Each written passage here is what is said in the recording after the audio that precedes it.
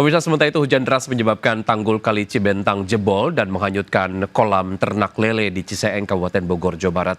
Warga mengaku akibat kejadian ini mereka mengalami kerugian hingga ratusan juta rupiah. Luapan air akibat jebolnya tanggul Kali Cibentang langsung menerjang belasan kolam budidaya ikan lele di desa Ciseeng, Kabupaten Bogor. Akibatnya ribuan ikan lele yang berada di dalam kolam hilang terbawa arus air. Akibat kejadian ini warga mengaku mengalami kerugian hingga ratusan juta rupiah. Warga secara swadaya berupaya melakukan penanganan darurat mencegah dampak lebih luas. Sementara pihak desa juga sudah berkoordinasi dengan pihak Kabupaten Bogor untuk pemasangan bronjong dan patok bambu di lokasi terdampak. Kami hanya petani kecil. Sementara itu hujan deras dan angin kencang juga menyebabkan pohon trembesis tinggi 6 meter tumbang dan menimpa truk pengangkut tanah di Jalan Penjernihan Karet Bifak Tanah Abang, Jakarta Pusat. Akibatnya akses Selipi Pejombongan sempat tertutup total.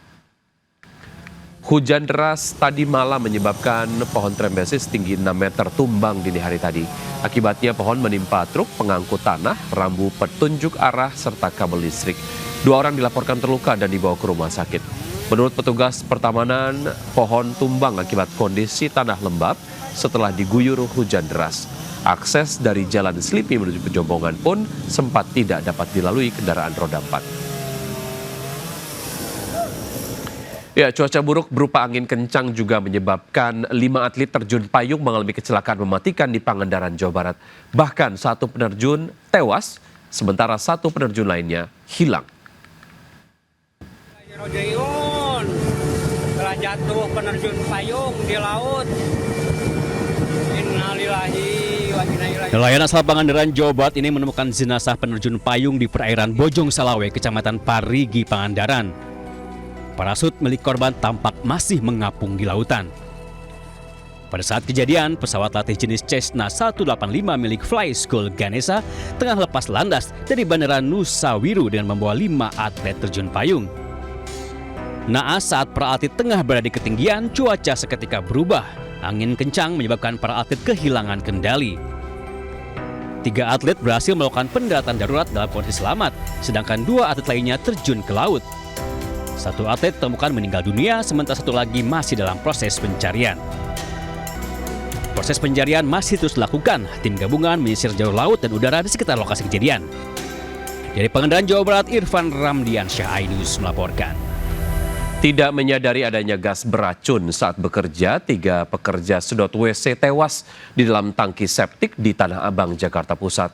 Seluruh korban tewas secara bergantian saat melakukan perbaikan tangki septik.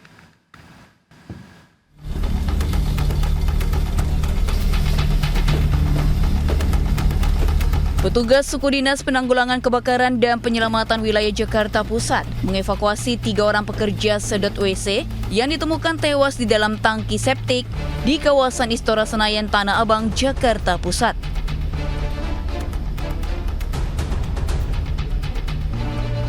Dengan menggunakan alat pernafasan khusus, 1 persatu korban yang sudah tidak bernyawa ini dievakuasi dari dalam tangki septik secara bergantian. Selanjutnya, jasad para korban dimasukkan ke dalam mobil ambulans dan dibawa ke Rumah Sakit Cipto Mangunkusumo, Jakarta Pusat. Perwira Piket Damkar Wilayah Jakarta Pusat, Willy Syahroni, mengatakan korban menghirup gas beracun yang berada di dalam tangki septik dan tewas secara bergantian karena ingin menolong satu sama lain. Meski sempat ada kesulitan saat proses evakuasi, namun ketiga korban akhirnya berhasil dievakuasi oleh petugas. Selanjutnya, kasus ini ditangani oleh pihak yang terkait, termasuk Kepolisian Wilayah Jakarta Pusat. Dari Jakarta, Rizky Faluvi, iNews melaporkan. Sebuah tas mencurigakan dekat pintu masuk depan swalayan menggegerkan warga di Semarang, Jawa Tengah. Khawatir tas berisi benda berbahaya, tim Gegana langsung melakukan evakuasi. Suasana ruas tol dalam kota ABC Semarang gempar usai penemuan tas diduga berisi bom di pintu masuk tol dalam kotak ABC Banyumanik, Semarang. Sebelumnya petugas yang berpatroli melihat ada tas karena khawatir berisi bom, tim Gegana segera dihubungi. Tugas segera mensterilkan area dan mengidentifikasi tas mencurigakan tersebut. 30 menit berselang, tas yang diduga berisi bom yang terdeteksi adanya sinyal merah menyala ini kemudian diamankan dan dibawa untuk diperiksa lebih lanjut. Akibat kejadian ini, polisi sempat melakukan kontraflow untuk mengurai kemacetan. Pemirsa, melalui program Miskin Ekstrim Pasti Kerja, Kementerian Koordinator Pemberdayaan Masyarakat menyiapkan ribuan lapangan kerja baru di Indonesia. Ribuan tenaga kerja dilatih hingga siap bekerja di ribuan dapur SPBG di seluruh Indonesia.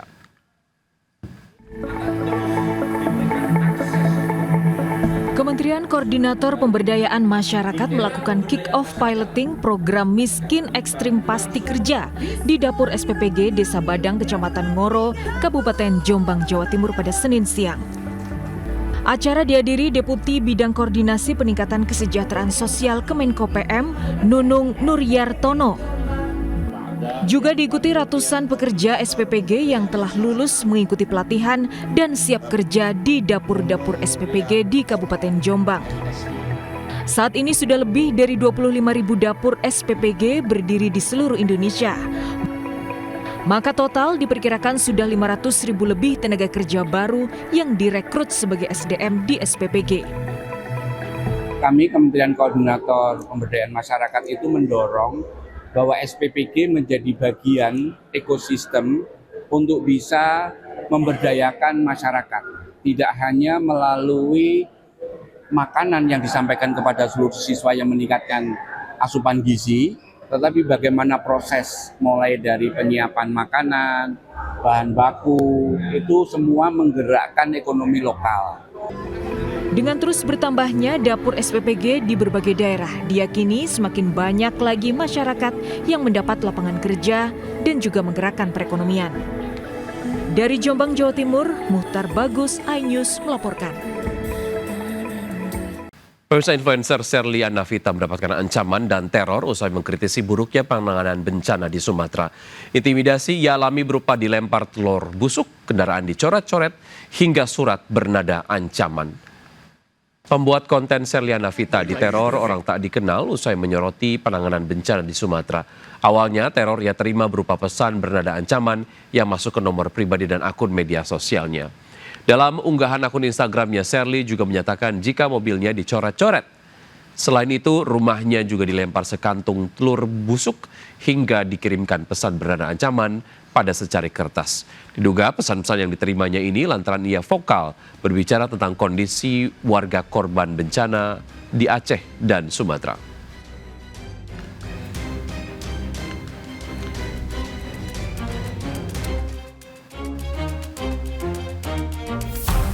Sementara itu, rumah manajer kampanye iklim energi Greenpeace Indonesia Iqbal Damanik juga diteror berupa bangkai ayam yang ditemukan di teras rumahnya. Diduga kiriman ini sebagai teror karena Iqbal Damanik belakangan kerap mengunggah tentang banjir Sumatera dan respon pemerintah dalam menangani bencana yang menelan korban lebih dari 1.000 jiwa. Greenpeace mengecam maraknya upaya teror terhadap masyarakat sipil. Menurut Greenpeace, kritik seharusnya menjadi masukan untuk perbaikan, bukan dianggap sebagai ancaman.